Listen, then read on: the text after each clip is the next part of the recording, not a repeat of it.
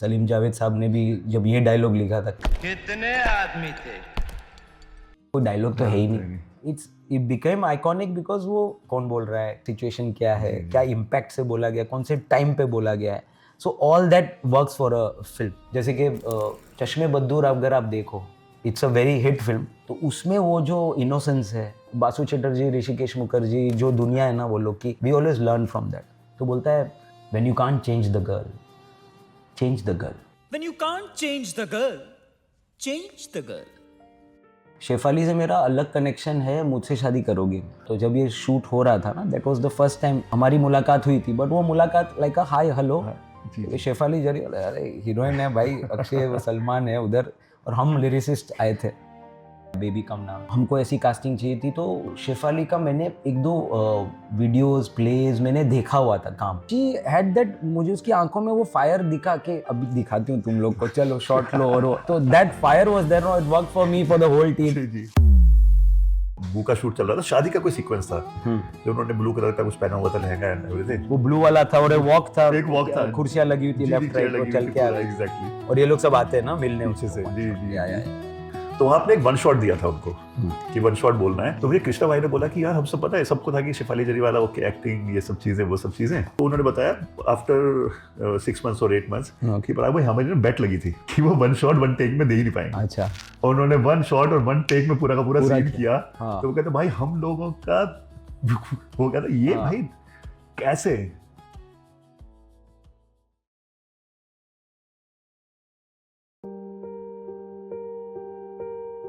ये है मेरी परी का जर्नल। यहां उन्होंने अपने सारे सपने और सारी इच्छाएं लिखी थी। उन सपनों में सबसे प्यारा सपना था एक एनजीओ की शुरुआत करना, जिसका उद्देश्य हो वंचित बच्चों को शिक्षा प्रदान करना और बहनों को सशक्त बनाना। उनकी याद में उनका ये सपना हमें जिंदा रखना है, क्योंकि उनका ये सपना मेरे जीने का मकसद बन गया है।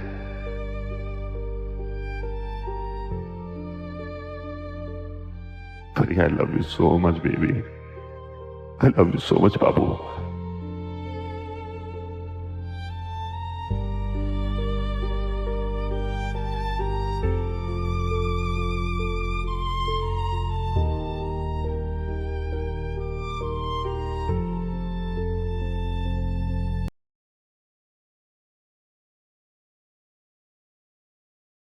नमस्कार दोस्तों, सबसे पहले तो मैं और परी आप सबका धन्यवाद बोलना चाहते हैं कि आप लोगों ने हमारे पॉडकास्ट को इतना सारा प्रेम दिया है और हमारे सारे पॉडकास्ट को इतना सराहा है, इतने अच्छे अच्छे कमेंट्स दिए हैं। तो उसके लिए बहुत बहुत बहुत बहुत सारा धन्यवाद और बहुत सारा प्यार।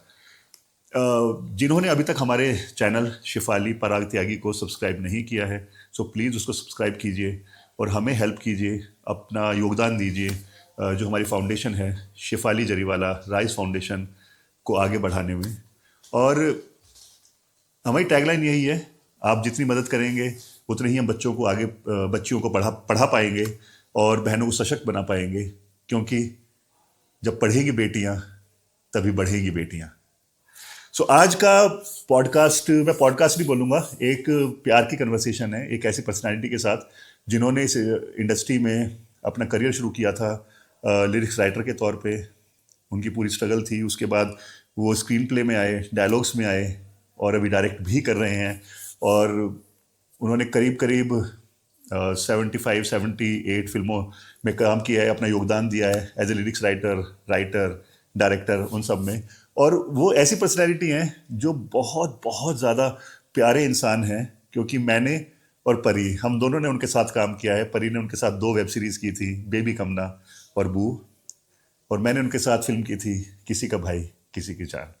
और बहुत ही प्यारे इंसान हैं और हम उनको बहुत ज़्यादा प्यार करते हैं। परी हमेशा उनको बहुत बहुत ज़्यादा प्यार करती है।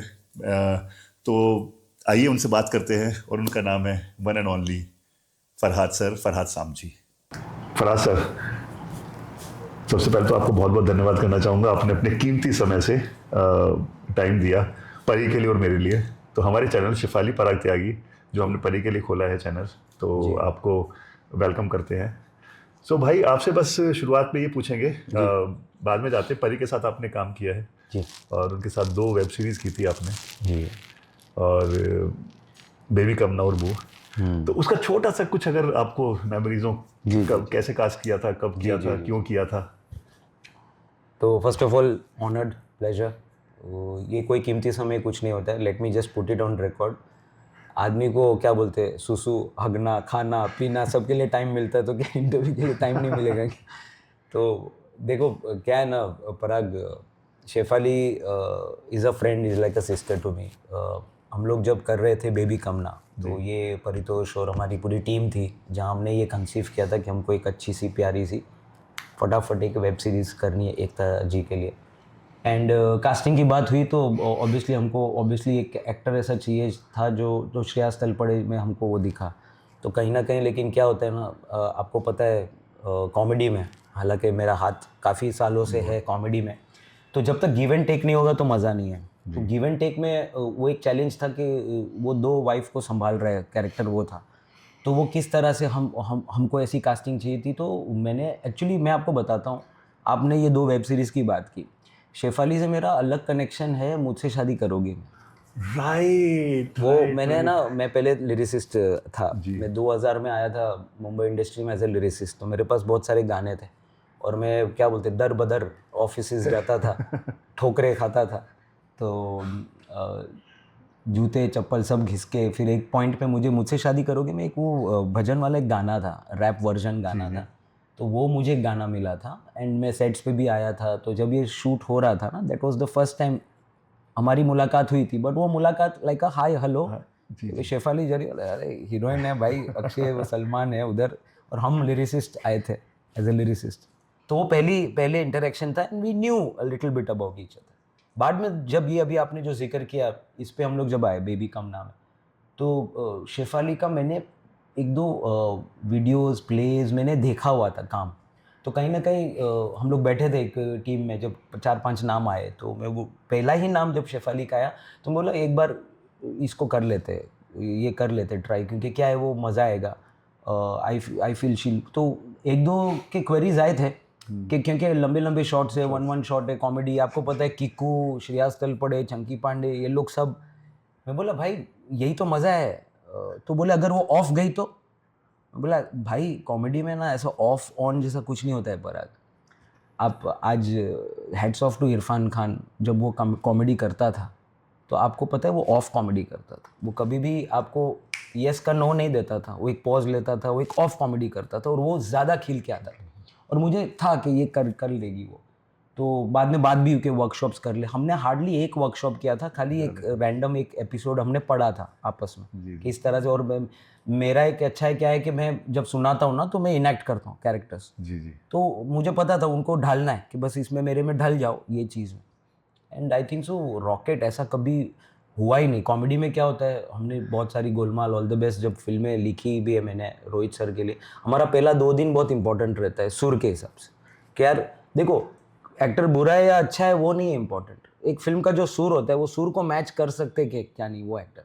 And right from word go Parag, ऐसा नहीं कि हम शेफाली की बातें कर रहे तो मैं उसकी तारीफ ही करूँगा, but this is a genuine comment from my side कि शी, या बोलते हैं ना बाइक को स्टार्ट किया और जब करके वो निकली वो जोन 0 to 600 में 100। और वो मज़ा क्या था, शी हैड दैट, मुझे उसकी आंखों में वो फायर दिखा कि अभी दिखाती हूँ तुम लोग को, चलो शॉट लो, और तो that fire was there, it work for me for the whole team. और सबने वो देखा ही, जब आप देखो प्लीज जिन्होंने नहीं देखा वो भी देखो फॉर शेफाली कि वो कितना फायर है उसके पूरे कॉमेडी चीज़ में। सो I was very happy.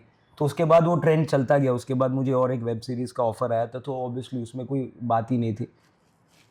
In fact मैं अभी मैसेजेस जब शेफाली जी का ये हुआ था, तो एक होता है ना जब हम याद करते इंसान को, तो पुराने मैसेजेस पढ़ते हैं कि यार ये अच्छा, ये उसमें मेरे को एक मैसेज याद आया, तब मैं एक्चुअली थोड़ा भूल गया था वो, और मुझे फिर से वो बात याद आई कि बू में कुछ हुआ था, कुछ डेट्स, मनी, कुछ इशू थे जिसकी वजह से सडनली मुझे 12 बजे वो प्रोडक्शन वाला आया और बोला कि शी इज़ लेफ्ट। तो मैं बोला ऐसा कैसे हो सकता है यार, शी इज़ लेफ्ट है ना, मतलब क्या? और फिर देखो तो इतना लंबा, वो मेरे पास अभी भी वो मैसेज है उनका आई रिमेम्बर कि this is the last thing कि मैं आपकी कोई फिल्म में ऐसा, बट कुछ और चीज़ें हुई है ये वो। तो मैं बोला हुआ क्या है यार, पता तो चले। जी जी एंड ऑफ द डे सबको अपना अपना कॉल है, अपना अपना डिसीजन है। तो मैंने फिर फ़ोन घुमाया और मैंने बोला कि जो प्रोडक्शन का जो मेन था उनको बताया कि भाई हमने डिसाइड कर लिया है, इट्स नॉट दैट कि भाई मुझे शेफाली ही चाहिए, लेकिन ये कैरेक्टर में मैं उसको देख रहा हूँ। तो विद इन 10 मिनट्स सब सॉल्व हो गया।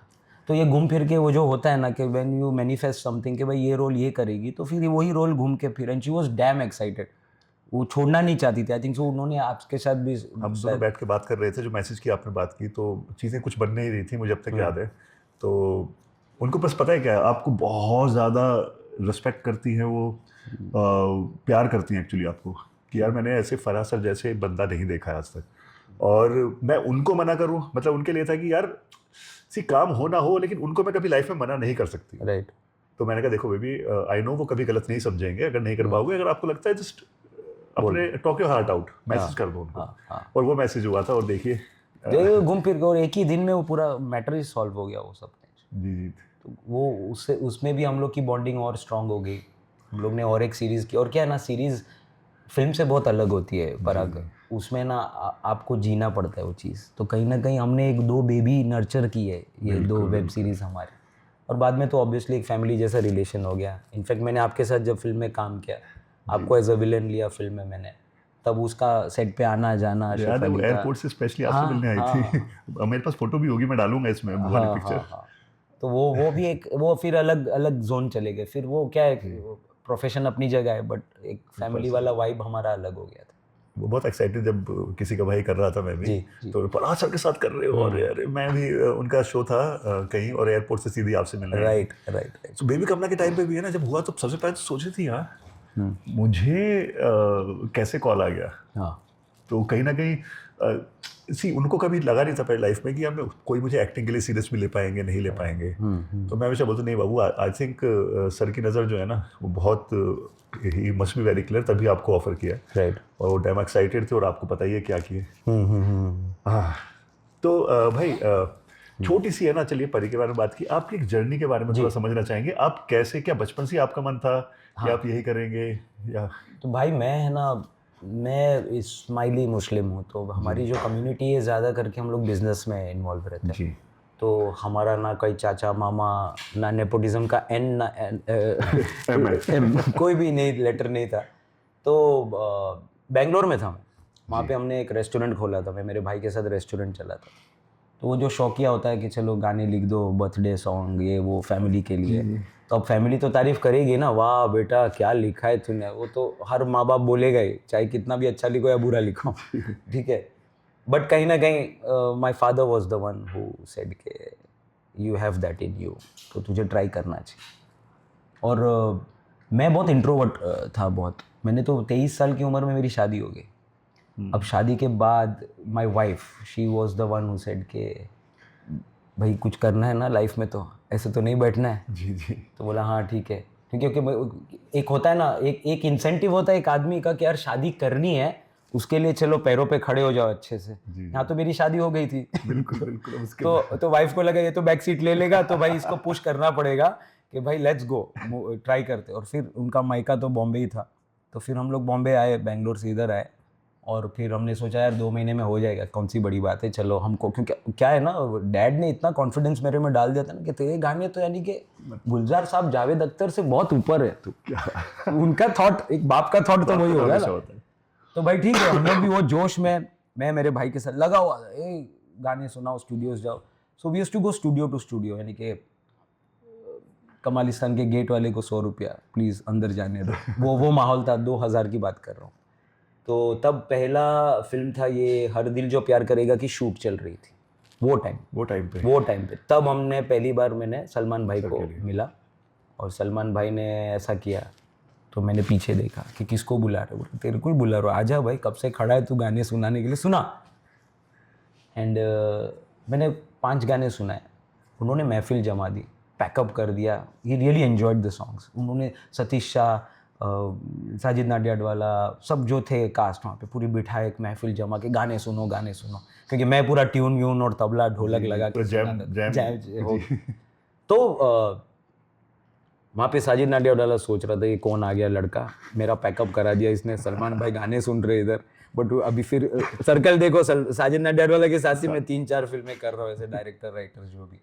सो it's coming back to struggle. उन्होंने कुछ गाने मार्क करा और हम किसी से कम नहीं करके एक फिल्म थी, उसमें उन्होंने गाना लॉक किया मेरा। और मेरा है ना रोमांटिक गाने में तो समीर साहब, जावेद साहब वो तो फुल फ्लेज थे, तो मुझे एंट्री नहीं मिल रही थी यार, कैसे प्रभावित करूँ लोगों को, इम्प्रेस करूँ। तो तब दौर वो गुलाम, आती क्या, खंडाला, जोन चल रहा था। नितिन रायकर काफ़ी फेमस था ना, एक गाना घुस जाता था उसका। तो मैंने वो तरीका अपनाया और मैंने एक टपोरी गाना सुना है। तो वो टपोरी गाना पहला गाना था जो हम किसी से कम नहीं में यूज़ हुआ।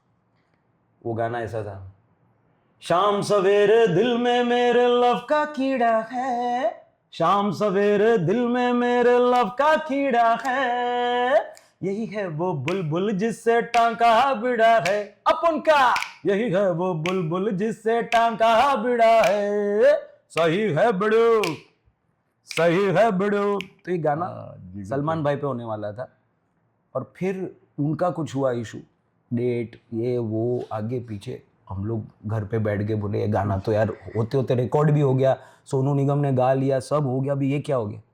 But then we went to भाई एंड सेड हमारा ब्रेक, अरे ठीक है वो पिक्चर संजू कर रहा है, संजू पे ये गाना होगा।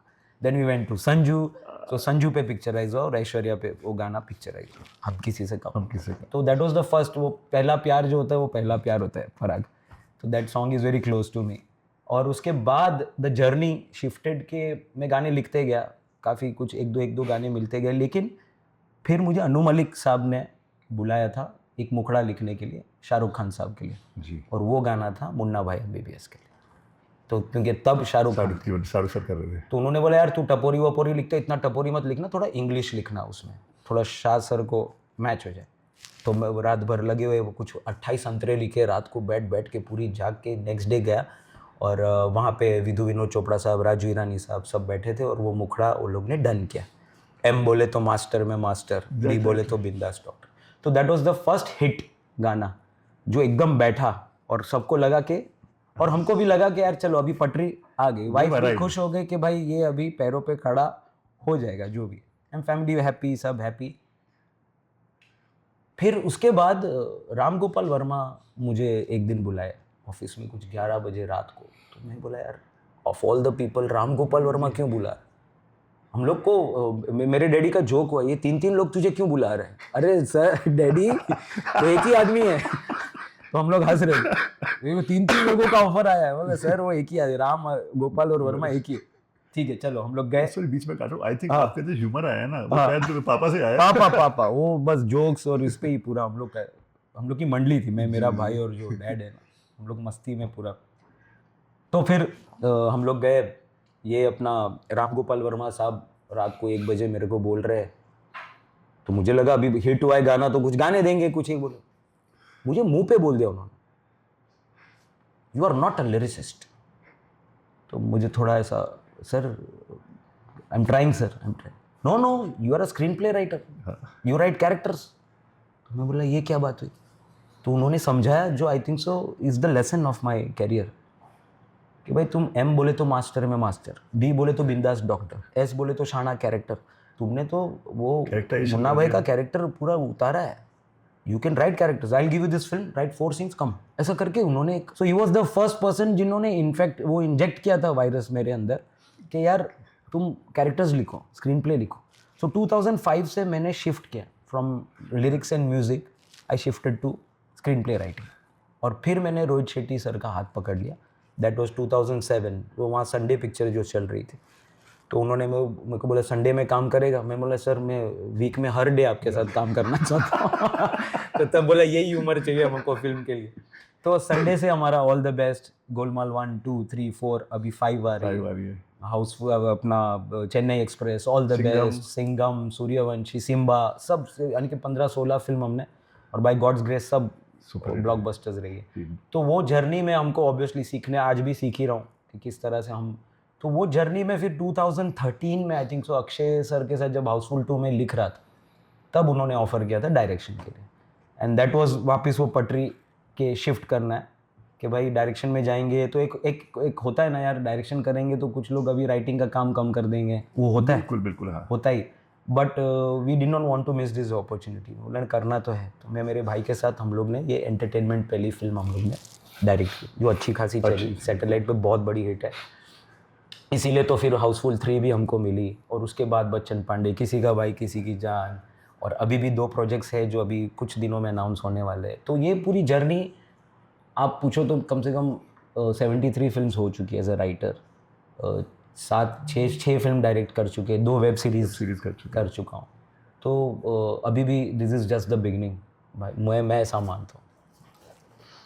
पता है, जब बच्चन पांडे की आपने बात की तो उसमें क्या, जब उसका प्रोमो लॉन्च हुआ था, और हमें normally, I will be honest with you, मैं और पर ये ना कभी बहुत कम थिएटर में जाते हैं फिल्म देखने के लिए, लेकिन जब बच्चन पांडे रिलीज हुई थी, वी मेड श्योर कि हम सबसे पहले वो फिल्म देख के आएंगे। नहीं अच्छा, नहीं नियर एंड डियर वंस का एप्रिसिएशन ही हमारे लिए फिल्म फेयर अवार्ड से बहुत एक्साइटेड थे कि सर की फिल्म आ रही है, सर की फिल्म आ रही है। अच्छा, मुझे एक चीज़ बताइए, एक मैं भी एक्टर हूँ, मुझे सीखने को मिलेगा उससे, और बहुत सारे राइटर्स हैं जो डायरेक्टर बनना चाहते हैं, लिरिसिस्ट हैं। तो आपको थिएटर ने कितना हेल्प किया? थोड़ी थिएटर की जर्नी अगर आप शेयर कर पाए। देखो, मैं परितोष के साथ ही प्लेज लिखता था, गाने लिखता था, जो प्ले के जो स्टार्टिंग में जो गाने होते थे तो मैं प्लेज देखता था। तो तब से मुझे वो, जो आप देखोगे मेरी फिल्मों में एक चीज़ रहता है, मैं ज़्यादा करके कटिंग्स नहीं करता हूँ, जी, क्योंकि प्ले का भी जो फॉर्मेट होता है ना, वो ज़्यादा इम्पैक्ट आता है, आपका परफॉर्मेंस भी ज़्यादा दिखता है, बिल्कुल। When you don't have more cuttings. तो प्ले से मुझे ये, इन टर्म्स ऑफ अगर टेक्निकली आप बोलो ना, तो मुझे बहुत हेल्प ये चीज़ हुई है कि जितना आप होल्ड कर सके हो ना वन शॉट में, वो होल्ड करो, विच हैज़ हेल्प मी। बाकी प्लेज में देखो, इम्पॉर्टेंट तो वही है जो राम गोपाल वर्मा ने भी बोला था कि कैरेक्टर्स जो इम्पोर्टेंट है। अभी एक प्ले आया था शर्मन जोशी का, जिसने उसने 4 रोल प्ले किए हैं, एक प्ले फेमस हुआ था। तो उसका मज़ा क्या है ना, आप उसको अगर फिल्म में काटोगे ना तो उतना मज़ा नहीं है, क्योंकि आज ऑडियंस खुद रील्स बनाती है, खुद एडिट करती है, दे नो कि ये यहाँ से काटा है, ये यहाँ से काटा है। When you see a play, the magic of play is के वो बेचारा 4 रोल खुद ही जा रहा है, कपड़े बदल के खुद ही 3 सेकंड में आ रहा है। दैट इज वो चार्म, कोई थिएटर, कोई बड़ा से बड़ा फिल्म मेकर भी वो चार्म नहीं खींच सकता जो प्ले का फॉर्मेट। तो प्ले से मैंने वो सीखा है, बट जितना हो सके हम फिल्म में एटलीस्ट वो फॉर्मेट रखें, लाइक अ प्ले फॉर्मेट।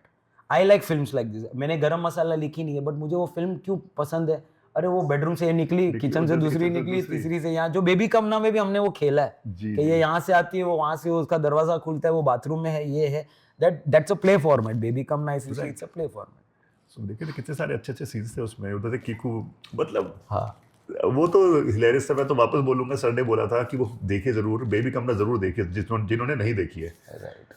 तो आपके हिसाब से अब तक का आपका सबसे, जैसे आपने कभी डायलॉग्स लिखते हो या पंच लाइन लिखते हो या कोई भी फिल्म की, जैसे सिंघम, अतमाजे से ठगली जी, और चेन्नई एक्सप्रेस जी, का ये कि don't underestimate the power of a common man, तो ये कहाँ से निकला और आपको क्या लगता था कि आज वो कल्ट बन जाएंगे कि लोग, हर आदमी गुस्सा आता है, अत्ता माजी से ठगली?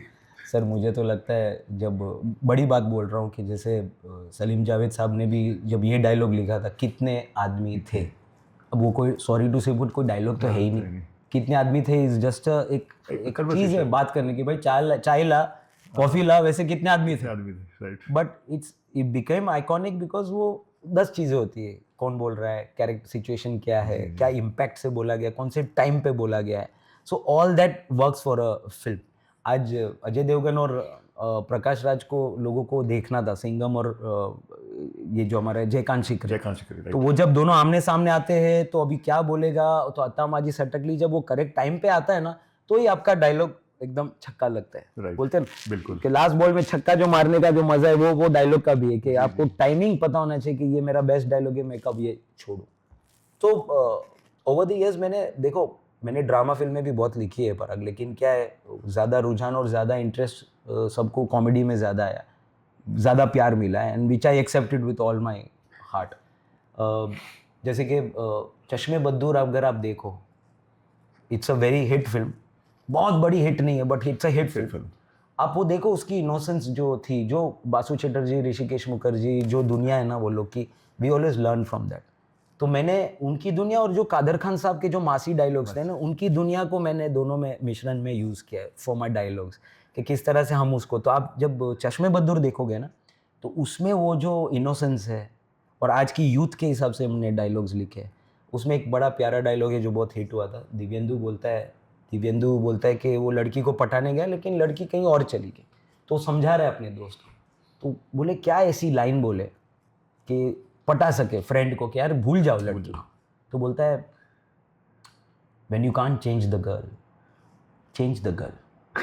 तो उसका रिएक्शन जाता है, तो वो कॉमेडी में, और लेकिन बड़ी बात बोल दी कि भाई हाँ ठीक है। तो वो ऐसी न्यूएंसेस देखो, आप अगर मुझे बोलोगे ना परा कि चल एक डायलॉग लिखते हैं या बनाते हैं, वो ऐसे नहीं आएगा जब तक आपको कहानी नहीं पता, कैरेक्टर्स नहीं पता, और कैरेक्टर्स के हिसाब से कि अब ये सिचुएशन में फंसा तो अपने आप फिर आता है कि चलो ये डायलॉग कैसे बैठेगा, वो dialogue. Do not understand with the power of a common man, वो तो था ही, क्योंकि शाहरुख था ही कॉमन मैन और 500 साउथ वाले लोग कोयता कुल्हाड़ी लेके खड़े हैं उसके सामने, तो इट कम्स आउट कि भाई किस तरह से, तो it depends, film to film depend करता है।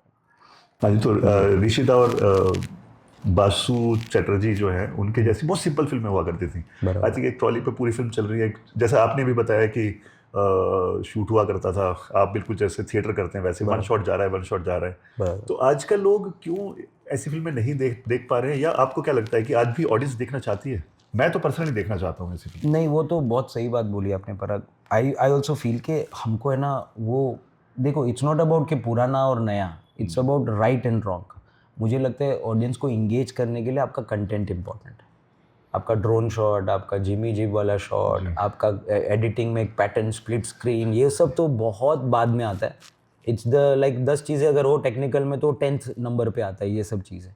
आपका कंटेंट क्या बोलता है, और कंटेंट तभी होता है जब आप अच्छे लंबे, जो ऋषिदा और बासु चटर्जी की जो इनोसेंस है, आप देखो कथा पिक्चर बहुत पुरानी, फारूक शेख, और उसमें हरामी कैरेक्टर है फारूक शेख, ठीक है, बहुत हरामी है, लेकिन इनोसेंस है यार उसमें। आजकल हम क्या हो गया, हरामी है तो डबल कमीना ही दिखता है वो कैरेक्टर, वो कभी भी आपको उसके ऑडियंस को फिर ऐसा लगता है यार वो कनेक्शन नहीं बैठता है ऑडियंस का। तो वो आर्ट है, वो एक मैजिक है कि आप एक बुरे आदमी को भी दिखा रहे हो स्क्रीन पे लेकिन आपको प्यार आता है, वो मैजिक वो ही कर पाते थे, और हम भी सीख ही रहे अभी तक। मैं कोई वो नहीं बोल रहा हूँ कि मैंने ये सीख लिया है और मैं कर रहा हूँ, हम भी कहीं गलती खा जाते हैं, क्योंकि हम ऐसे टेक्नीशियंस बह जाते हैं कि यार ये शॉट ऐसा लेते, वैसा लेते, ऐसा लेते, और हम कोर ऑफ द सीन को भूल जाते हैं। अभी मैं एक्चुअली ये बहुत अच्छी बात बोली, बिकॉज आजकल ऑडियंस भी शायद यही देखना चाहती है कि यार वो शॉट क्यों नहीं लिया, ये शॉट क्यों नहीं लिया, और बहुत सारे आजकल सोशल मीडिया इतना स्ट्रांग हो गया है जी कि भर भर के कमेंट्स देने लगते हैं कि उनको सबको फिल्म मेकिंग आती है। ऑफ कोर्स हमें उनको केटर करना है। तो आपके हिसाब से चलिए अभी बात करते हैं भाई, हमारी इंडस्ट्री में इतने सारे एक्टर्स हैं, जिसमें आपको क्या लगता है कि मुझे बहुत सारे एक्टर्स अंडररेटेड लगते हैं। मुझे पर्सनली जैसे अरशद वारसी हुए, शर्मन जोशी हुए, तो आपको क्या लगता है ऐसे कौन कौन से एक्टर्स हैं जो अंडररेटेड है और उनको अगर मौका दिया जाए जी तो वो कमाल का काम कर सकते हैं? देखो परग, हर एक्टर की एक क्षमता तो होती है, लिमिटेशंस होती है। कोई बहुत अच्छा इमोशनली परफॉर्म करता है, कोई बहुत अच्छा कॉमिक टाइमिंग वाला होता है, तो वो वेरी करता है person to person. But I still feel कि डायरेक्टर और आपकी ट्रीटमेंट पे बहुत निर्भर करता है। चलो फॉर एन एग्जांपल हम बात करें तो मैं आपको एक एग्जांपल देता हूँ। मुझे निर्जा फिल्म बहुत अच्छी लगी है जी। क्योंकि उसका वो मेरे को छूती है फिल्म जब मैं देखता हूँ। मुझे सोनम दूसरे फिल्मों में नहीं अच्छी लगी, जी ये फिल्मों में अच्छी लगी। तो ऐसा नहीं है कि वो क्या मूडी है क्या कि आज मैं अच्छा रोल करूँगी और आज मेरा मूड नहीं है, ऐसा तो नहीं होगा। तो बहुत ज़्यादा ट्रीटमेंट और डायरेक्शन और वो कहानी पे होता है ना, तो कहीं ना कहीं एक्टर भी उभर के आता है। मुझे शेरशाह फिल्म है वो आप ठीक ठाक लगती है, बट जब क्लाइमैक्स आता है तो मेरे आँख से आंसू निकलते ही निकलते हैं, क्योंकि वो पेट्रोटिज्म का इतना बड़ा, इतने अच्छे से उन्होंने क्लाइमैक्स में पेश किया जब कियारा रोती है वो। तो ऐसे कुछ चीज़ें याद रह जाती हैं। ये मैं मानता हूँ कि हमारे जो दिग्गज, जो हमारे जो पुराने एक्टर्स थे, वो लोग को पेट्रोटिज्म का हथियार की कोई ज़रूरत नहीं होती थी। वो दिलीप साहब यानी कि खाली आप दे दो उनको कि भाई आपका कोई अपना मरा है अभी आप रो, वो अब कहाँ लेके जाएंगे सीन, वो तो सैल्यूट है वैसे इंसान को। जी वो हम 10 बार देखेंगे 10 बार रोएंगे, वैसा है। जैसे हमने मेरे डैड की बात की, मेरे डैड बहुत बड़े फ़ैन थे दिलीप कुमार साहब के। तो हम लोग पहले बहुत गांव खेड़े में रहते थे, तो थिएटर हमारे नज़दीक नहीं रहता था। This is I am talking about 70s 80s की बात कर रहा हूँ। लेकिन जब दिलीप साहब की वो राम और शाम रिलीज़ हुई थी गांव में, तो उनको काम से तो बहुत, वो एक बड़ा जनरल स्टोर चलाते थे, तो उन्होंने बोला अभी राम और शाम तो देखनी है। तो काम ताला मार के हम लोग ने 9 to 12, 12 to 3, 3 to 6, 6 to 9 देखा। 4 शो एक साथ देखा, यानी सुबह बैठे और रात को लास्ट शो देख के 4, और वो 4 में भी उनका मन भरा नहीं। तो वो जो है ना पैशन, क्योंकि वो दिलीप साहब है यार, वो क्या, वो रुलाए वो ठीक है, उसमें कॉमेडी जब की उन्होंने, वो एक अलग कि क्या है ये एक्टर। तो दिलीप साहब ये इनसे हम सीखते हैं। आप सौदागर का एक सीन देखो, वो जो हरियाणवी में बात करते हैं, अभी कन्ना में ये ना बैठेगा, जो डायलेक्ट टोन। आप गंगा जमुना देखो आप दिलीप साहब का इंटरव्यू लोगे आप, तो वो उर्दू में बात करते हैं बहुत एकदम वजनदार। और गंगा जमुना देखो आप, उसने अवधी सीखी और अवधी में बात करते ऐसा लगता है कि तो जन्म से अवधी बोलता होगा। तो दैट इज़ ये वी कांट कंपेयर। आज अंडररेटेड ओवररेटेड, जो अंडररेटेड है वो भी मीन्स दे कांट मैच जो दिलीप साहब के कैलिबर के जो एक्टर्स थे पहले। हम कोशिश कर रहे हैं, हम कहीं भी वो लेवल पे आए नहीं। बात करते अरशद की, शर्मन की, मैंने तो बहुत काम किया उनके साथ, गोलमाल वोलमाल किया है। क्या है ना, डायरेक्टर में वो जोश होना चाहिए कि यार मैं इसको ये दूंगा, ये दूं। क्योंकि आज मैं आपको जॉनी भाई का बोलता हूँ, आज हम जॉनी भाई को लाते हैं ना कोई भी फिल्म में, हमारा अलग सीटिंग होती है 5 दिन की कि ऐसा क्या आइटम दे जो वो मोनोलॉग करे, क्योंकि हमको पता है वो बंदा वो चीज़ को कहाँ लेके जाएगा। तो जैसे गोलमाल में भी देखो, मैं तो कॉमेडी की, तो मैं कॉमेडी की बात करूँगा कि वो कैरेक्टर जब गोलमाल 3 में सोच रहे थे कि गोलमाल में क्या करें, तो उनको भूलने वाला दिया, भूला तो 10 के लेंस में तो भूला ऐसा करते, तो वो सब किया। और फिर जो भूलते भी तो यानी दिवाली में होली मुबारक और इसमें ये तो वो, और फिर उनको ऐसा नहीं कि भूलने का किया तो दे दिया, अब आइटम दे दो। उन्होंने गोलमाल 4 में एक आइटम किया था, मैं थिएटर में बैठा था, मैं लोगों के रिएक्शन पे मैं कर रहा हूँ। हमको तो जो चीज़ साला जो अच्छी लगती है ना पराग, कि ये तो फटेगा, कोई हंसता ही नहीं उसमें। और जो एक छोटी सी चीज़ किसी ने की सब हंस रहे, तो यू नेवर नो कौन सी चीज़ क्लिक होती है ऑडियंस में। तो जॉनी भाई का एक सीन था गोलमाल 4 में, वो हवन लगा हुआ है, तब्बू है, प्रकाश राज है, और वो भूत वाला पूरा एटमॉस्फेयर, परिणीत वो है सब, इसमें सडनली ये भूला होते, इतना सीरियस चल रहा है, तो मैं बोला करेक्ट टाइम में इसको भूला करते, और वो एयर होस्टेस बन जाते हैं। कौन से एयर होस्टेस? हैदराबाद एयरलाइंस की, जो खटारा एयरलाइंस है ना। तो वो जो उन्होंने जो टोन, हालांकि टोन मैंने दिया था, लेकिन जो जॉनी भाई ने जो टोन पकड़ा ना, वो जो लिए के मैं एयर होस्टेस सब हो, अभी डरने का नहीं, अभी प्लेन ऊपर जाने का है। तो वो एक जो क्लास था ना, एरोप्लेन का जो क्लास था, उन्होंने पूरे ऐसे कचरे में डाल दिया पहले तो। क्या अब फ्लाइट में तो यानी कि बस में जाओ या फ्लाइट में जाओ एक ही चीज़ है, वो वाला चीज़ है, ठीक है। अब उन्होंने जब लाइन्स की, तो एक लाइन बहुत प्यारी थी जो फटा है थिएटर में बहुत बड़ा। वो बोले अभी विमान किधर भी जाएगा, विमान ठोकर खाएगा, अगर ठोकर खाएगा तो ऐसा करके ऑक्सीजन पाइप गिरेंगे, सांपा है बोल के डरो मत। तो वो जो फटा ना वहां पे, तो वो जॉनी भाई क्या, तो जॉनी भाई यानी कि कॉमेडी में मैं मानता हूँ कि महमूद साहब जॉनी भाई ना, मैं उनको एक ही लेवल पे मानता हूँ कि ये सलाम है लोग को।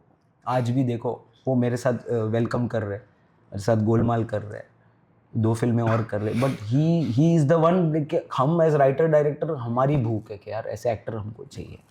तो कहीं ना कहीं चैलेंज भी होता है ना आपको कि क्या दें उनको। हाँ, नहीं, क्योंकि ऑडियंस भी एक्सपेक्ट करती है जी, बट कहीं ना कहीं मिलजुल के वो एक सुर बन गया हम लोग का, तो वो मजा आता है उनके साथ, ही अलग चीज़ है। आपने तो आप अभी जैसे कैरेक्टर की बात कर रहे थे, तो कैरेक्टराइजेशन, तो आपके माइंड में कैरेक्टराइजेशन कहाँ से आता है? आप कुछ कभी ऑब्जर्व किया है किसी को, या क्लिक कर जाता है? It works both the ways ना, कि आप अगर गोविंदा की स्टडी कर लो, Govinda is one of the finest actors we had ना 90s में भी। वो जब करते थे, जब पीक टाइम पे, जी, तो उनका भी ये कहना था और हमने भी कहीं ना कहीं वहाँ से ही सीखा है कि गोविंदा बोलता है कि मैं आमचा मेरा ड्राइवर मेरा ट्रेन में किसी को नोटिस किया, किसी की ये आदत है, और वो अडेप्ट करते थे अपने कैरेक्टर्स में। मुझे बहुत अच्छे से याद है बड़े मियाँ छोटे मियाँ, क्या है अब अमिताभ बच्चन के साथ आप कर रहे हो तो बच्चन साहब इस बच्चन साहब, तो गोविंदा का थॉट ये था कि मैं अगर बच्चन साहब अरे यार अभी वो टोन है राइट, तो गोविंदा भी अगर वो करेगा अरे यार मैं भी वो, तो फिर वो मार खा जाएगा। तो बंदे की काराफाती दिमाग देखो गोविंदा की, उसने पूरा उल्टा किया, अरे बड़े वो उसने पतला कर दिया अपनी आवाज, तो अपने आप उसकी आइडेंटिटी अलग हो गई। तो बच्चन साहब की अपनी आइडेंटिटी हो गई और गोविंदा साहब की अलग आइडेंटिटी हो गई। That is smartness, that is intelligence कि आप कैसे, क्योंकि देखो प्रॉब्लम क्या होता है आज के टाइम पे क्या हो गया ना पराग, लोग सॉरी टू से बट अपना अपना देखते हैं कि मैं ऐसा करूं, मैं इसमें अच्छा दिखूं, मिरर के सामने बस वही चलता रहता है सबका। प्रॉब्लम क्या है आपको समझना चाहिए कि मेरा किसके साथ है, अजय इसके साथ है, तो ऑडियंस को ये टेबल टेनिस कैसे खेले हम, कैसे जेल होंगे, दैट वाज बड़े मियाँ छोटे मियाँ। व्हाट वर्क फॉर बड़े मियाँ छोटे मियाँ इसके दोनों कैरेक्टर्स अलग लगते हैं, हालांकि दोनों की सोच सेम है, दोनों में ऐसा नहीं था टशन है कि तू कैसे जो हम लोग गोलमाल में करते हैं या हाउसफुल में करते हैं वैसा नहीं था टशन, बट दोनों अलग लगते हैं बिकॉज ऑफ दैट कैरेक्टराइजेशन कि भाई इसको पतला आवाज दे दो, इसको मोटा आवाज दे दो। सो कमिंग बैक टू ये जो कैरेक्टराइजेशन की बात करें ना, हम लोग बस जब कहानी बन जाती है, कैरेक्टर्स बन जाते हैं, देन वी स्टार्ट वर्किंग कि इसको क्या ऐसा क्वर्क दे जो मज़ा आ जाएगा। गोलमाल 3 में हमने करीना को दिया कि चलिए गाली बोलेगी, अब गाली तो सेंसर अलाउ नहीं करती, तो हमने वो डाले उस तरह से गाली, भिंचिक मादर लोंडे भोस की चूजियो, कैसा लगा अरे गाली दे दिया, बट एक्चुअली वो हाईलाइट हो गया। श्रेयास को थोड़ा वो हकलना वाला दे दिया, लिस्पी दे दिया। तुषार तो अपना फॉर यू नो, तुषार का कहाँ से आया आपके माइंड में? नहीं तुषार का देखो ये नीरज वोरा का था जो 1 जब बनी थी, तो नीरज वोरा ने वो प्लांट किया था वो कि भाई ये एओ एओ करेगा और गूंगा होगा, और बट गूंगा नहीं होगा क्योंकि गूंगे में मजा नहीं है। आइटम इज के आप जब उसको दे दो, तो हमने उसके ऊपर फिर ये काम किया। आज अजय देवगन का वो डायलॉग बड़ा प्यारा मुझे लगता है जब वो बोलता है ये ऊपर वाले की लाठी है, इसमें आवाज़ ही नहीं है, वो तुषार के लिए बोलता है क्योंकि उसमें आवाज़ तो है ही नहीं। तो अब हम लोग ने फिर उसको एक एक्सटेंशन, ऑब्वियसली 3 बनी, 4 बनी, अभी 5 भी बन रही, हमने वो जो उ आ करता है ना उसको एक अलग दर्जा दिया है। ये नई वाली में भी बहुत अलग से हमने कुछ खेला है तुषार के लिए। एंड आपको जैसे पता है 12 खड़ी होती है, आ ई उ ए, तो वो तो बोल ही सकता है, तो इस तरह से तुषार क्या क्या बोल सकता है विद दैट लैंग्वेज ओनली, और डायलॉग हम समझ जाएंगे उसको। हाँ समझ जाएंगे, तो वो चैलेंज रहता है, बट मज़ा भी वही आता है। तो अभी अजय सर की बात की आपने, तो अजय सर का बोल बच्चन में जो पूरा था भाई चेस्ट बिकेम ब्लाउज, ये कहाँ से माइंड में आया आपके? देखो ये जो फॉर्मेट था कि यार अभिषेक बच्चन और कृष्णा ये 2 उल्लू बना रहे अजय सर को, तो अजय देवगन को कौन उल्लू बना सकता है? तो अजय देवगन के कैरेक्टर पे काम किया कि उसको वो थोड़ा ये कम दिखाते, पाउली कम, रेसलर है कुश्ती वाला, तो वो हो गया उसका कैरेक्टर थोड़ा पाउली कम है, इसीलिए तो उल्लू बन जाता है जी। लेकिन फिर उसकी भाषा में भी हम थोड़ा वो लेके आते, तो तब जाके हमने वो इंग्लिश हिंदी वाला ट्रांसलेशन वाला हमने बोला। तो उसमें वो पहला डायलॉग हमने वो लिखा था जब एक दुश्मन के साथ अजय देवगन का इंटरव्यू, और वो बोलता है मैं तुझे छठी का दूध याद दिला दूंगा, I will make you remember milk number 6। तो तब समझ में, फिर वो 2 सेकंड के बाद थिएटर पहला डायलॉग समझ में नहीं क्या बोलना क्या था, फिर धीरे धीरे उनको समझ में आया कि ये तो उसका वो है, तो चेस्ट बिकेम ब्लाउज, छाती चौड़ी हो गई, वी प्लेड ऑन दैट, वो बहुत अच्छे वहाँ पे फिलअप किया था। तो सर आपका अभी तक का जो आपने इतना सारा काम किया है जी, सो आपकी सबसे फेवरेट डायलॉग, फेवरेट मोमेंट और फेवरेट फिल्म आपको क्या लगता है जो आपने? देखो पराग, फेवरेट फिल्म तो बोल नहीं सकते बिकॉज सारे बेबीज बच्चे सब बच्चे हैं, तो वो मुझे तो सब फिल्म जो चली नहीं है और जो चली भी है उसमें मैं डिफरेंशिएट नहीं करता हूँ, वो तो पब्लिक का वो जो है वर्डिक्ट, वो वर्डिक्ट है, और मुझे तो मेरी हर फिल्म मुझे मेरी बेबी ही लगती है, फिर चाहे बेबी कम ना भी हो या फिर अपनी हाउसफुल 4 जो सबसे बड़ी हिट हुई थी वो हो। तो मुझे हाउसफुल 4 में मज़ा क्या है ना, पहले जब डायलॉग्स थे, वो कादर खान साहब की बात करता हूँ, वो जब डायलॉग्स बोलते थे ना तो वो बड़े बड़े होते थे पैराग्राफ्स।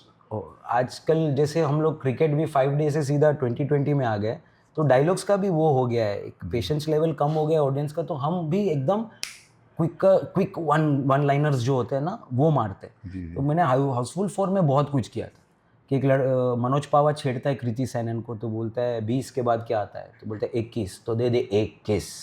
तो वो जो छोटे छोटे जैसे वो बाल कटाने आता है तो अक्षय हजाम बना हुआ है और अक्षय बोलता है बाल छोटे कर दूं, तो मनोज पावा बोलते हैं नहीं बड़े कर दे, यानी कि क्या पूछ रहा है ये वो तो ऐसे छोटे छोटे काफी वर्क होते हैं आजकल के उसमें। तो वो और मेरा अगर फेवरेट आप बोलो तो ऑब्वियसली वो बोल बच्चन का मैंने गाना लिखा था टाइटल सॉन्ग, और वो हमारे अमिताभ बच्चन साहब के लिए था, जो that was one of the biggest के भाई उनके घर जाके मैंने जब वो गाना सुना तो मैंने पहले तो रोहित शेट्टी को बच्चन साहब की आवाज़ में सुनाया था, तो उन्होंने भेज दिया मुझे हिमेश रेशमिया के साथ कि बच्चन साहब को सुना दो आप। अब मैं बच्चन साहब को उनकी मिमिक्री मैं कैसे करूं, तो भी कोशिश की। तो बच्चन साहब देख ले कि ये हिचकिचा रहा है, बोले तूने जैसे सुनाया था भाई वैसे ही सुना दो। बोला सुना देता हूँ सर, सॉरी माफ़ी दे। तो फिर मैंने शुरू किया था, तो है ना पहले स्टार्टिंग का मोनोलॉग है, Debating on the diabolic diagnosis of decisive deliverance, a papad is a rhythmic rhyme replica of Japad, where one relishes your hunger and the other relishes your anger. Similarly, Bachchan is also a rhyme replica of Bol Bachchan, where one represents a magnanimous name while the other represents a horrendous game. बोलो बोलो बोलो बोलो बच, फिर गाना शुरू हो गया। तो वो रैप था, तो मैंने वो बच्चन साहब को सुनाया था, तो वो एक मेमोरी है कि भाई जैसे सुनाया था सर ने मुझे बार बार पूछ के, अच्छा ये कैसे सुने, कहाँ पे क्या, इट्स अ बिग थिंग ना सर। और क्या चाहिए यार, बच्चन साहब हमको पूछ रहे कि भाई कहाँ पे पॉज लेना है, इससे बड़ी बात है ही नहीं, इससे बड़ा कोई अवार्ड ही नहीं लाइक। मतलब ये मैं समझ सकता हूँ उनको, क्योंकि मैंने भी बच्चन सर के साथ एक फिल्म की थी सरकार 3 बच्चन सर के लिए। सो मुझे अब तक याद है वो भूल नहीं सकता मैं दृश्य। मिले सर पहली बार तो मैंने प्रणाम, पैर छुए तो कि दिन पैर नहीं छूने, तो प्रणाम करते थे, तो मुझे लगता था उनको शायद मेरा नाम याद नहीं होगा, हम नए नए बच्चे नए नए लोग हैं और सर बच्चन सर है। तो मैं बैठता था वहाँ पे ना, तो मेरी भी आदत है मैं कभी सेट से बाहर नहीं जाता जब शॉट चल रहा होता है, बच्चन सब भी वहीं बैठे रहते हैं। तो मेरे पता है बार बार करते करते ऐसे गर्दन घूम जाती थी सर को देखने के लिए। तो मुझे ऐसा लगता सर को बुरा ना लगे, तो मैं स्पेशली गया, मैंने कहा सर प्लीज़ आपसे हाथ जोड़ के क्षमा चाहता हूँ कि मैं बार बार आपको निहार रहा हूँ, क्योंकि बचपन से हमारी एक वो थी राइट, आपको देखने की इच्छा थी और मैं आपके साथ स्क्रीन स्पेस शेयर कर रहा हूँ, तो प्लीज़ क्षमा कीजिएगा। I understand. तो सर ने वो किया। उसके बाद हम एक शूट कर रहे थे भाई, गाना था गणपति बप्पा का, तो जुहू बीच पे, उसके बाद एक्शन सीक्वेंस था।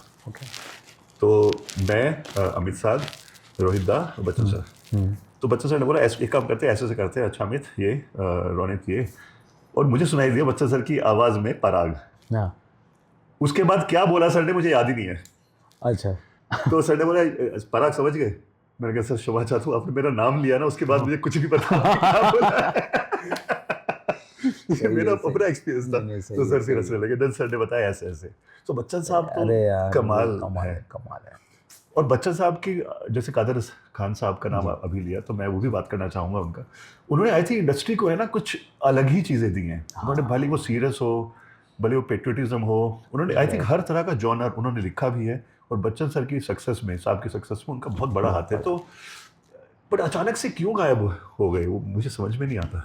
सर क्या होता है ना, पता नहीं, मेरी थिंकिंग और मेरी स्टडी ये है कि एक इंसान जब इतनी तारीफ़ें बटोरता है ना जी, तो कहीं ना कहीं एक सैचुरेशन पॉइंट आ जाता है इंसान का कि अब इससे आगे क्या।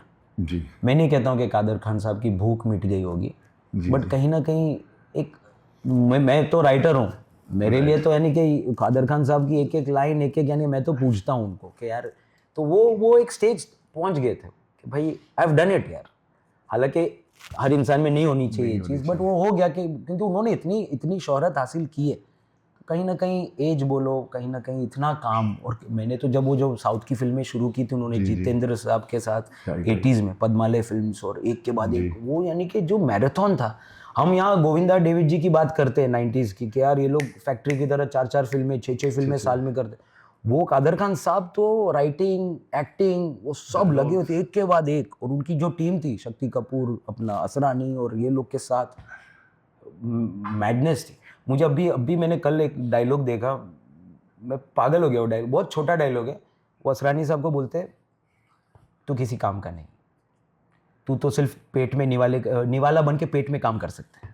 मैं बोला ये क्या डायलॉग है, कहाँ से तू निवाला बन के सिर्फ पेट में काम कर सकता है, तू किसी काम का नहीं।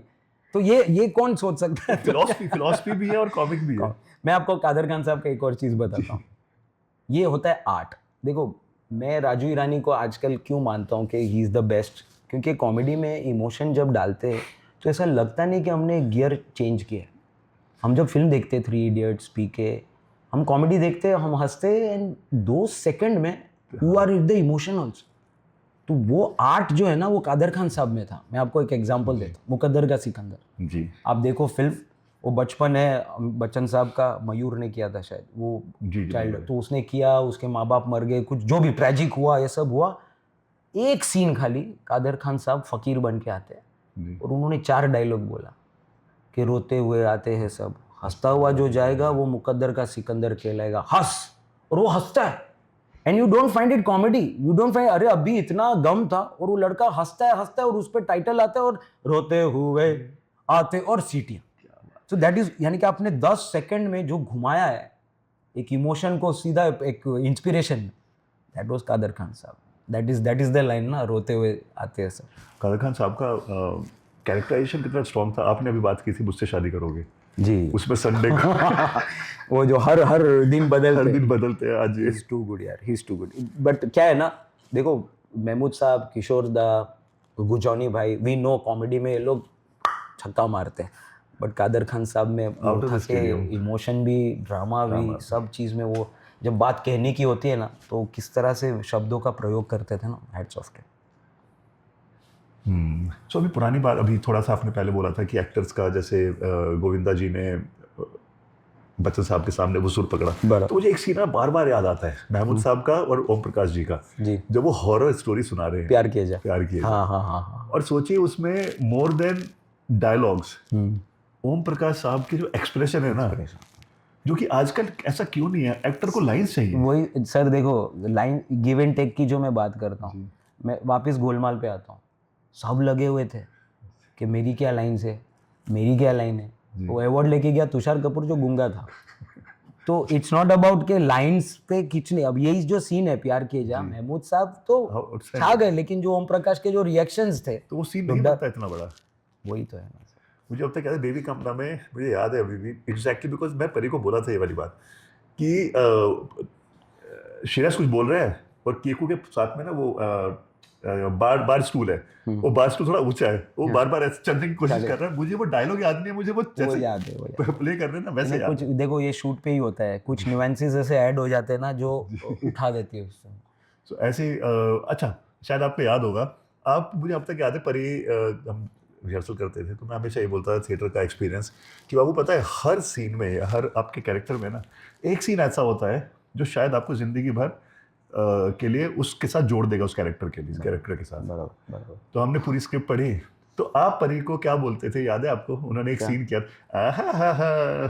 याद है ना, इस स्टाइल से किया, तो परी बोलते सर तो मुझे ऐसे ही कहते हो, तू शेफाली जरीवाला जो हुज लाइक ये भाई, और क्लासी से मासी ना, करेक्ट। तो उसका क्या था? नहीं वो तो देखो क्या है ना, वो और क्या है ना, सेट पे सर इतना आसान नहीं है, let me be very frank ji, क्योंकि हमको एक लिमिटेड टाइम में वो शूट भी करना था जी। तो ऐसा नहीं है कि आज नहीं हुआ तो कल वापस रीशूट करेंगे, अच्छे से करेंगे, नहीं, हमारे पास टाइम कंस्ट्रेंट्स भी थे। तो वो एनर्जी कॉमेडी फिल्म के लिए, ये जो मस्ती है, ये जो बोलना, ये जो ये करना, उनको चार्जड अप भी बहुत ज़रूरी है रखना। कहीं आदमी अपना कुछ बैकलॉग घर का लेके आ जाए तो हम लोग का वो भी बहुत रहता था कि भाई we have to keep everyone very charged up, happy, और वही एनर्जी स्क्रीन पे दिखती है, नहीं तो समझ में ही आ जाता है ऑडियंस को जहाँ लोग। तो ये चीज़ें जो मस्ती, हाँ ये वो सब हमने किया था कि यार टू कीप अप अलाइव, के यार चलो सबको एक लंच के बाद तो आपको पता है कैसे होता है, 1 घंटा थोड़ा ये सब क्या है, कौन सा शॉट है, वो सब। तो दैट चार्जिंग अप के लिए हमको करना पड़ता था बार बार, just to keep everyone on their toes. तो वो एक, और शेफाली के साथ तो वो बहुत इनफैक्ट मैं तो पराग ये पूछना चाहता हूँ कि Shefali obviously she is no more with us, तो I just wanted to know कि देखो आज अगर आप पराग मेरे को पूछोगे कि मेरी लाइफ में मैं कैसे निभा रहा हूँ, अगर ये वर्ड हम पूछे कि कैसे निभा रहे, तो मेरे लिए तो मेरी वाइफ ही सब कुछ है अभी के लिए। मेरे माँ बाप नहीं है, देव गॉन, भाई नहीं है, सपोर्ट नहीं है, कुछ नहीं, मैं अकेला हूँ। तो the only factor, the only person in my life जो मुझे खींच के लेके जा रहा है रोज़, वो मेरी वाइफ है। आज मुझे अगर कोई बहुत बड़ी पिक्चर मिलती है किसी से, तो क्या मैं किससे शेयर करूँगा? मैं घर जाके अपनी बीवी को बोलूँगा कि भाई ये मुझे मिला है, तब जाके मेरी वो खुशी कंप्लीट होती है।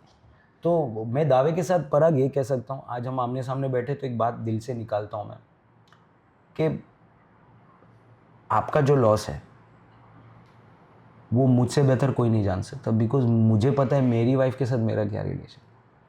सो I just wanted to know कि नाउ दैट ऑब्वियसली मुझे पहले नहीं पूछना था, हम 2-3-4 बार मिले, 5 बार मिले हैं पहले भी, but it was slightly awkward from my side कि मैं किस तरह से इस बात को लेके आऊँ। लेकिन चलो आज जब इतना टाइम निकल चुका है तो एंड जो माहौल है तो उस हिसाब से मैं पूछना चाहता हूँ कि how are you coping up, how are you now trying to make yourself understand your.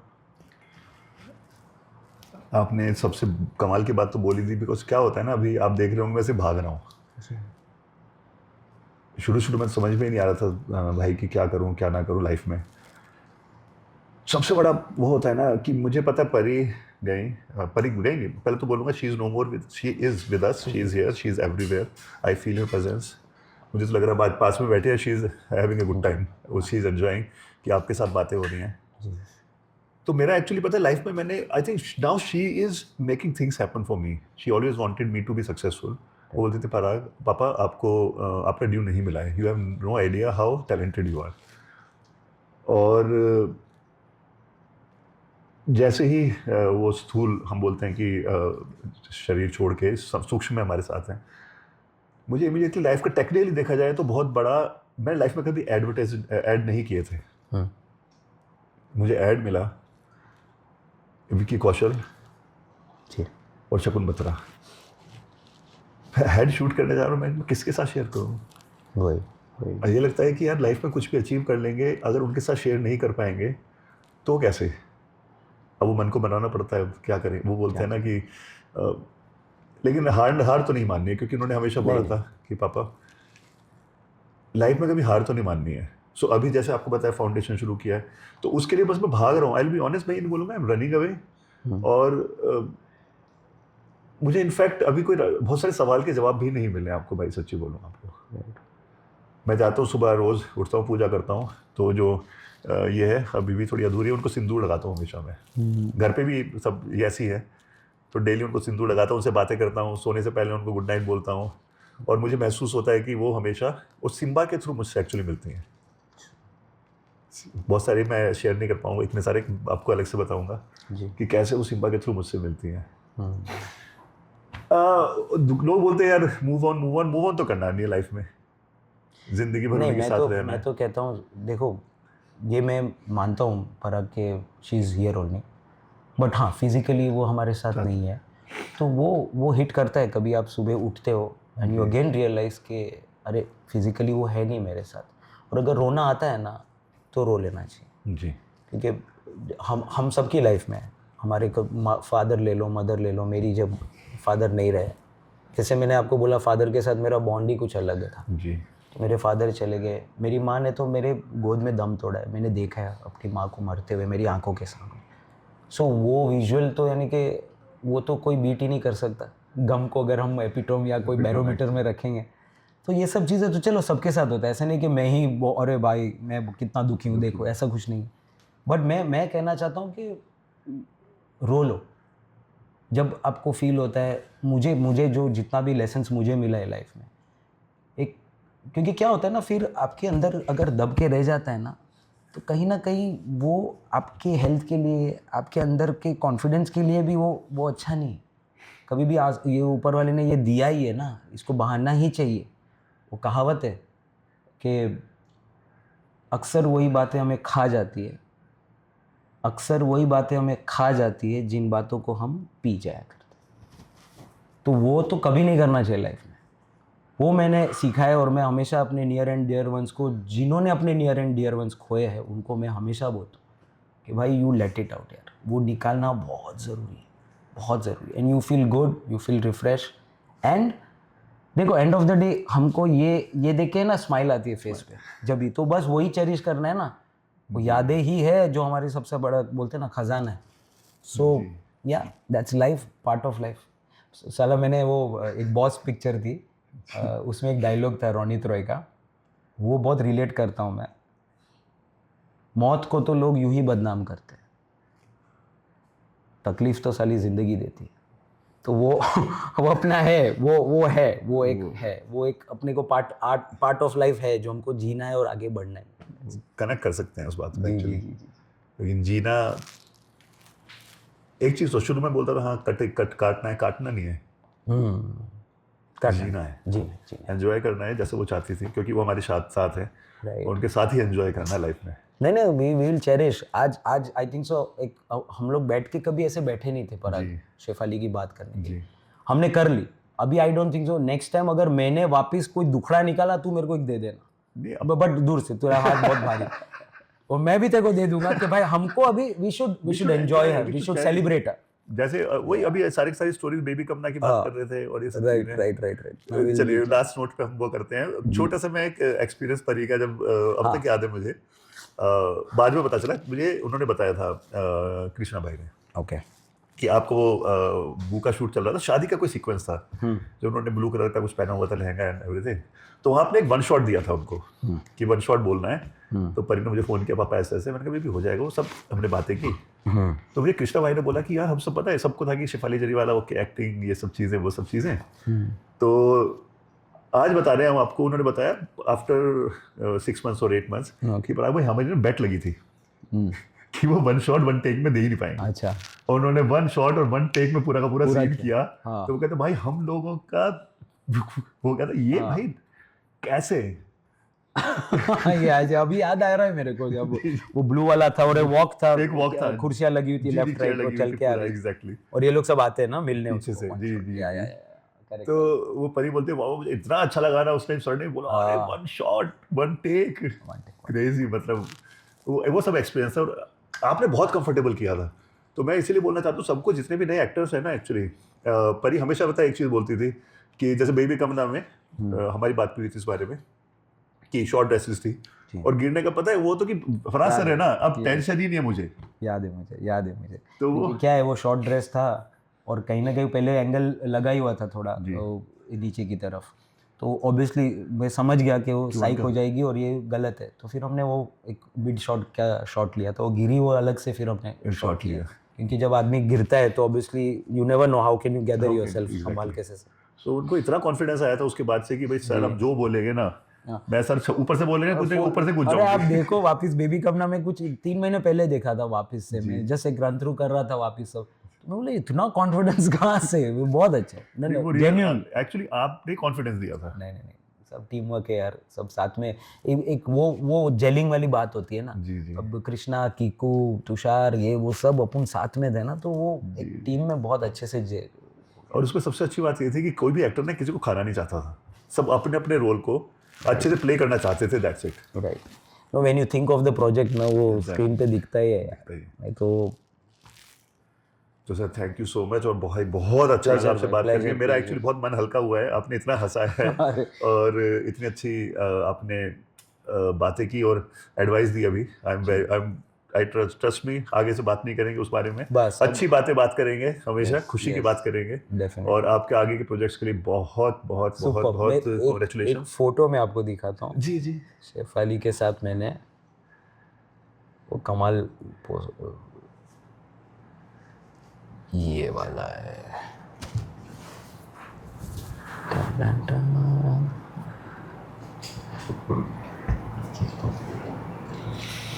ये बू में वो ज़ॉम्बी बनी थी, वो मर गई थी, फिर जिंदा होती है ना, और वो आती है और दीवार पे लिखा था कि स्त्री कल आना, तो वो चली जाती है ना, वो वाला वो शॉट, ये वाला, ये मैं दिखाऊंगा इसको, ये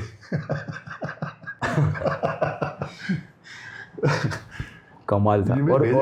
और मेरे ना रिलेटिव्स आए थे उस सेट पे तब, कह रहे आपके एक्टर्स का तो मिलवाओ, देवर एक्साइटेड कि तो शेफाली ऐसे रूप में आए, वो कैंची वंची लगा के ऐसा पूरा काला वाला कर रहे, ये कौन है, नहीं मिलना है इनसे, नहीं मिलना है, तो बहुत फन एलिमेंट है। चलो, will cherish all this now, definitely sir, यही चेरिश करना है। Thank you so much, love you love you sir, love you भाई, थैंक यू।